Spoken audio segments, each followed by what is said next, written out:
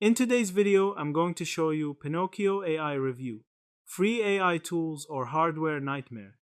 Pinokio is an open source AI application controller that promises one-click installs and local hosting of AI tools, image generation, voice, video, automation, etc., so you don't need subscriptions or cloud services.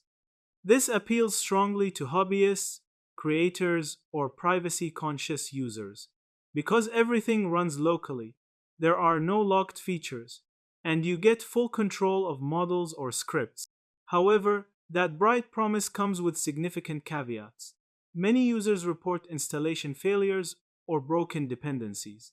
Some AI models won't install properly, others crash or just don't work, particularly if your hardware, GPU, or VRAM is not powerful or properly supported. In Reddit here, as one user put it, I have a 50% fail to install properly rate. What works?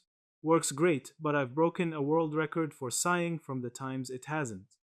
There are frequent complaints about resource demands, heavy storage use, large memory or RAM requirements, slow installs, long render times or slowdowns, especially for video generation or large models. Security and stability are also recurring worries. Because Pinokio depends heavily on community shared scripts and assets, some users caution that you may run unverified or poorly maintained code, which could be buggy or even risky.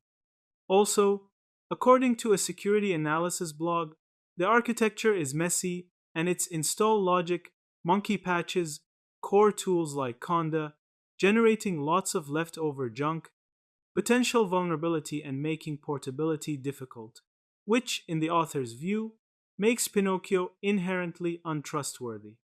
Bottom line, Pinokio AI delivers on its promise of free AI tools plus local control, but only under ideal conditions.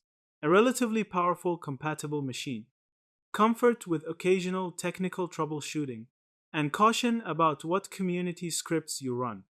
Yeah, that's it. Thank you for watching this video.